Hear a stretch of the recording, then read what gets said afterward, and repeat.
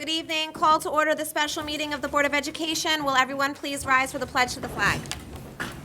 I pledge allegiance to the flag of the United States of America and to the republic for which it stands, one nation, under God, indivisible, with liberty and justice for all. Just a few housekeeping notes this evening. Mr. Beeler was unable to be here in person, but he is listening on the phone. And Dr. Koifman is just running a few moments late, so he will be here shortly. And our student board representative is not attending this evening as it is a special meeting, and he is a very busy high school senior, so he will not be joining us tonight. Awesome. Next on the agenda is our budget review by Superintendent Rodriguez. Thank you. I want to take a moment to thank everyone who has contributed to the development of this year's superintendent budget presentation to our Board of Education. It took a lot of teamwork and collaboration to get to this moment. I also want to thank our Board of Education for their commitment to the whole child. They say a picture is worth 1,000 words, and these pictures represent a snapshot of a day in the life of our schools. If you look all the way on, would be your left, I believe, we have a student there by the name of Pablo Bagliaro, and Pablo is a student with autism who did a video talking about his life with autism and how he wants to be an autism advocate. But most importantly, one of the things that's striking is that Pablo spoke about his relationship with his speech pathologist, Sarah Caputo. And it was really touching to see a young man who's had his own struggles, but to be able to say now that he's a junior in high school that his goal is to become an autism advocate. The next picture that you see is our Smith Close students, and they are in PE. And to the right of that picture is a student playing the violin, and that represents the district's commitment to music. And to their right is a picture of two students in the middle school, and they are obviously doing some sort of science lab experiment. And to the bottom, to the left, I'm looking at a student who is representing the senior art majors. She's working on her senior portfolio in preparation for the district art show, which will begin on April 29th through May 1st. And then you look in the middle and you have students taking recess, which is super important. When you talk about the social emotional development of our young children, play is an important part of that. And to the right is an athletic student playing lacrosse, and to his right is another student who was in our play, James and the Giant Peach. So this is a representation of our school district and the commitment to all of those pieces. I also want to mention that today we had a visitation from a gentleman by the name of Heinrich. He graduated in 1985 and was a student who attended our schools as a foreign exchange student from Germany. And so he came back to visit our school district, and I had the opportunity to speak with him. And what was so interesting about Heinrich was that he was surprised that we had such beautiful fields, and we started talking about our athletics department, our art department. And one of the things he said was that in Germany, it is just academics, and that if you want to play a sport, you need to go to your local team and you need to play in your local team. And so he was taken aback not taken aback, but he was very impressed with our district and our commitment to physical education, to the arts, to all of those things. In addition, he brought back his son, who was an 8th grader, and what he was very surprised to see was at the middle school was a cafeteria. Because in Germany, they don't have cafeterias in elementary or high schools. You have to go home and eat your lunch, or you have to find a place for you to eat your lunch, but there are no cafeterias. So oftentimes we talk about American schools and how we're failing, but I also think it's really time for us to celebrate the things that we do in our district, because we do a lot, and we do support all of our students. And so Heinrich it was good to meet him today. It was appropriate. I felt like it was meant to be before I did this presentation. And also, he bought us flowers. So thank you to Heinrich, and he did say that he would be sending me an email so that we can resume student exchange again. So I'm looking forward to that. Our second slide represents our budget process. It usually begins in early October, and it culminates in a budget vote which takes place May 17th. So that's an important day. That vote will take place at Central Valley from 6 a.m. to 9 p.m., and we encourage everyone to exercise their right to vote. We currently have a registration drive for our students who are eligible to vote in our high school. Another important date for us to look at is May 4th, when we have our public budget hearing. Again, we encourage people to exercise their right to vote and to exercise their right to comment on the process. The next slide. Patrick, thank you. This is a coordination between Patrick and I. Thank you, Patrick. It didn't work the first time I pushed the button. It's okay, thank you. Our next slide represents the district mission statement. Our board president reads the district mission statement at every board meeting as a reminder to all of our philosophy and what we do. In creating this budget, we look at our mission statement to help drive our decisions. Every student in our district must have multiple opportunities and pathways to succeed. A safe environment is paramount for teaching and learning. And lastly, inspiring a passion for learning is what keeps our students engaged. The second. You have it? Thank you. During the budget development process, we categorized our priorities into two groups. First categories are associated with operating a school district. Providing transportation to our students is essential. This category went up 32%. This is due largely in part to contract transportation. There still continues to be a driver shortage as well as a high demand nationwide for contract transportation. That, combined with an increase in the number of students attending non-public schools, created a significant increase to our budget of approximately $3.9 million. The second driver you see there is our health insurance for our employees. Our health insurance costs went up 7%. In addition to that, we also had an increase in the number of retiree members who are now Medicare eligible. That factor, combined with an increase in the Medicare reimbursement to our members, has driven the cost of health insurance to 14%, or $3.5 million. Last item is an increase to TRS, which is our Teachers Retirement System contribution rates.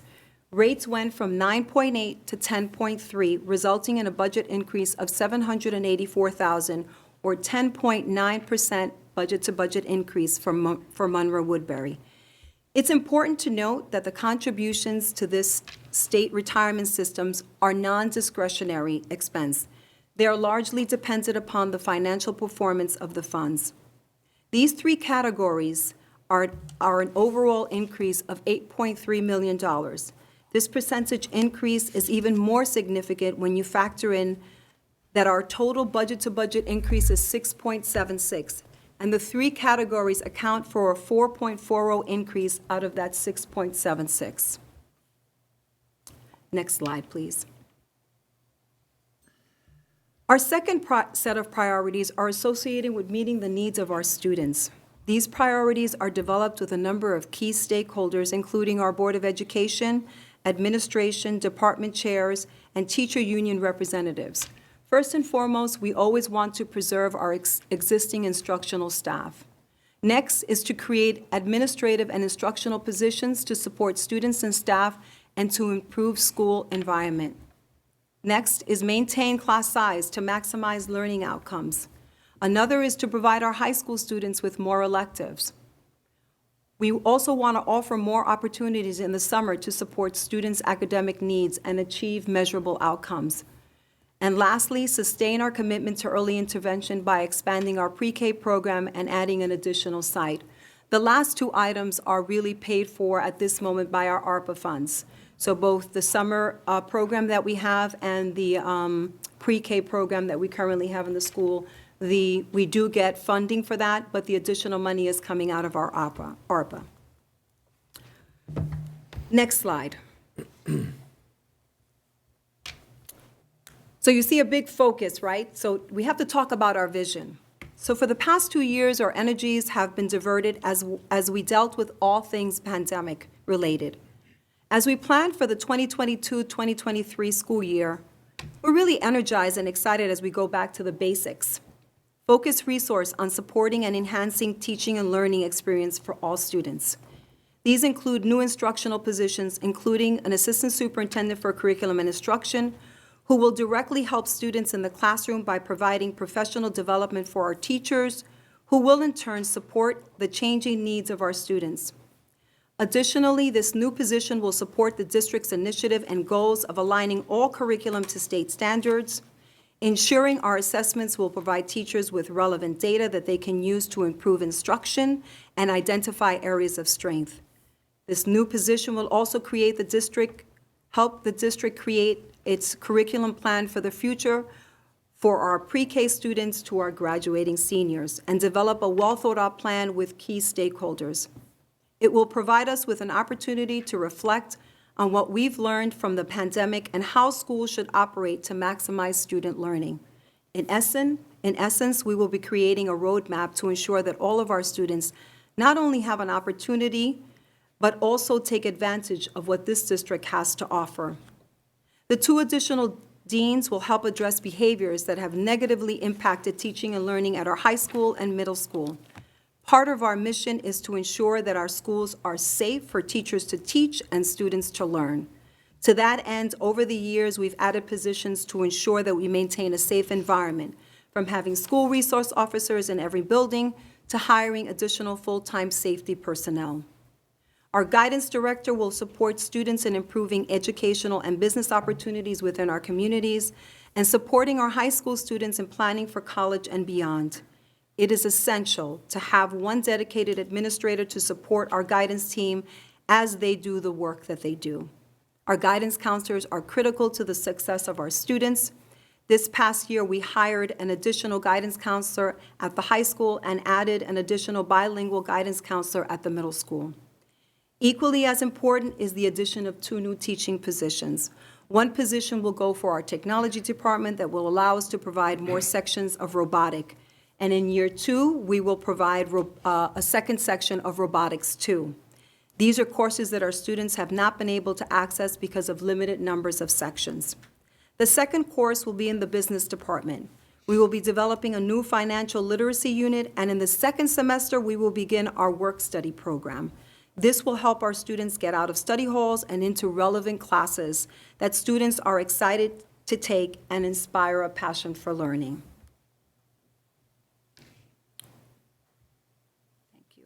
Our next slide. Patrick, did you want to speak to that one? Yeah, sure, Elsie. So this is the familiar tax cap slide and schedule, and it's pretty much the same as our initial budget meeting. There's one change to this, and it's about 3/4 of the way down in the area of the coming year exemptions or exclusions. So that was like 1.2 million at our initial budget meeting. We've lowered that to 881,000 approximately, and that's because buses, the bus purchases that we normally do in any given year, there's an exclusion exemption for the capital component of that. So we're planning on not buying buses for next year. So we reduced that exclusion, and it has the net effect of lowering the maximum allowable levy.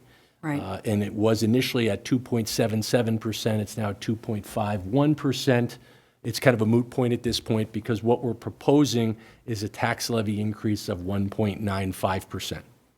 So it's well below our limit for the upcoming year, and in fact, it's the 3rd year in a row we've levied below the tax cap limit.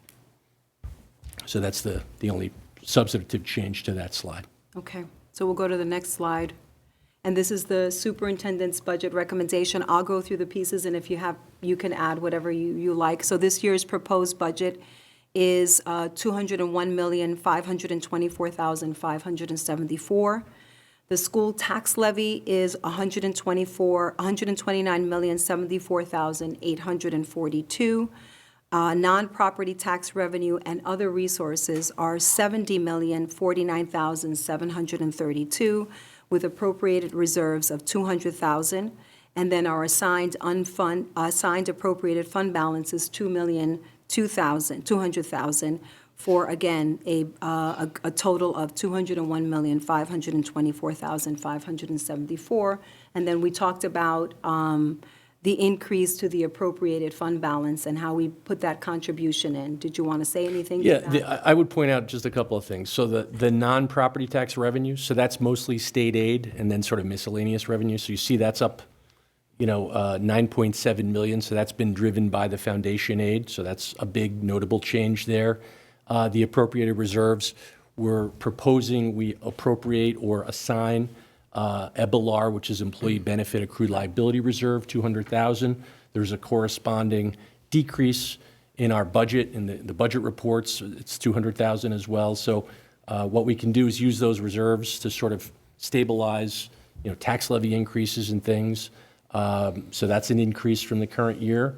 And then, as Elsie mentioned, we're proposing to increase the assigned fund balance. So at the end of the year, we anticipate having a surplus from operations, and we're going to apply that back, give that back, so to speak, to the taxpayers to lower the levy. And we're increasing that by $300,000 to get us below 2% on the levy. So Patrick, I just have a quick question on the non-property tax revenue.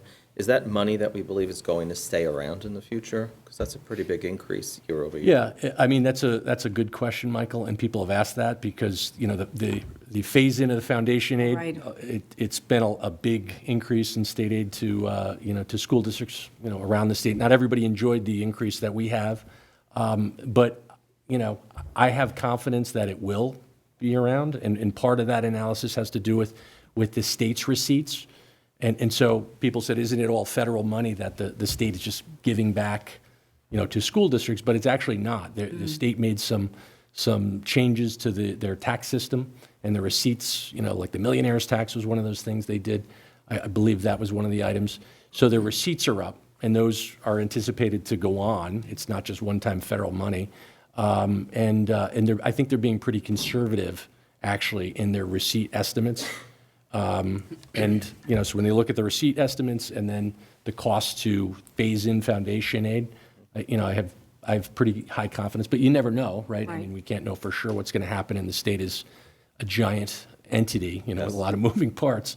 But the analysis right now, it looks good. They've been conservative, and their own receipts are up systemically, based on changes that they've made to tax systems. Right, and they're saying this is phase one, right? So phase two is next year, we'll get another bump to foundation aid as well. Right, so it's 3 years. So next year's year 2, and then one more. So 3 years, and then it should stay at that level? Yes, Should stay at that level. that's what they're saying to us. Yeah, I mean, the reality is the formula is very complicated. So, but it's based on enrollment, it's based on needs, right? Metrics of need, student need. So it can change, but I don't anticipate anything major changing in the formula. There was talk when we had our representative meetings that there's been push to reassess that formula, but most of the representatives that we spoke with do not see that happening anytime in the near future. Right. So I think that formula is here for a while. Yeah, I mean, one of the interesting things, I believe it is census poverty figures, and they use that are more than 10 years old, and they're concerned that if they update that, what will that do in terms of the formula shifting? Right, state and aid how around? much money will that cost, right? Because I foresee that will increase what school districts will get, not decrease the amount that school districts will get, so. Right. And that is a formula that I think 4 years ago, Patrick called to try to get the actual formula, and they couldn't give it to us. Do you remember that? Yes, yep. It's a secret. Well, now we're at think least it's a happy that secret we're to getting the everyone. money. So, Yeah, there's like 5 people in the world that know it. Yes. Thank you. You're welcome. And they're all sworn to secrecy. Yeah. And so the last piece, and Patrick, if you, just again, it's a contingency budget, so if the budget does not pass after 2 failed attempts, we would have to cut our budget about $2.5 million. And there's certain things that we would have to do, but that would also probably impact our instructional operations as well. So we get 2 opportunities to do that. So if the budget fails the first time, you go back to the second time. If that fails the second time, then you would have to do what's called a contingency budget.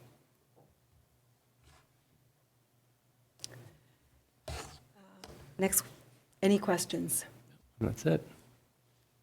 I have a couple. So my first one, and I don't know if we have to go all the way back to slide 6, I wrote down which one it was, but the part where it talks about the preserving of the current staff, I brought this up the last meeting that we had, that aside from us going back through board docs and seeing like driver to driver, person to person, how are we in relation to that with the breakage and stuff that we've had throughout the year with people retiring and leaving, are we pretty much replacing person for person? Is that kind Yes. of where we're at besides the additions that you spoke about?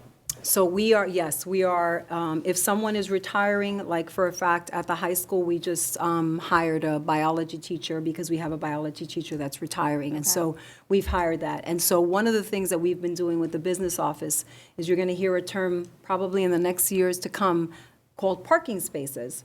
So what we want to do is, what we have done is create parking spaces. So if a teacher is retiring, the new teacher will take that person's parking spacing to make sure that we are substituting one teacher for another teacher. Now, however, there may be an opportunity when there are some sections, for example, at the elementary school, we have a decrease in enrollment. The enrollment is going up at our middle school and high school, but the elementaries do have a decrease in enrollment. So there's 3 sections that are not going to be filled because we don't have the classes. And so what we do is, and you don't see that here, is we will fill that with the potential of a need for special ed teachers, right? So, but that's not an increase to the budget. Okay. So, but again, what will happen is there'll be a parking space with that teacher who left, with the new teacher that's taking that position, so that there is history to where that position was. Okay, makes sense. And then the deans, there's one at the middle school, one at the high school, and then the director of guidance, is that going to be district-wide? Yes, eventually Okay. that person will be district-wide because we believe that there will be a mandate that we'll have counselors at the elementary school. So eventually that person will be responsible district-wide. Will they That was start it. primarily at the high school? Yes. With the addition of the new assistant superintendent and the director of guidance, there's going to be a way to measure their performance to determine the value that they're adding Yes. to the current program, so we could reevaluate next year if this was a wise choice. I think, yes, I think one of the things that we're going to be doing is really looking at measurable outcomes. We've done a lot of talking about this, but I think that one of the most important things is looking at the priorities. More than likely, be the beginning of the school year, I will talk about what the expectations are for the year, and I'll talk about the things that we're going to be looking at.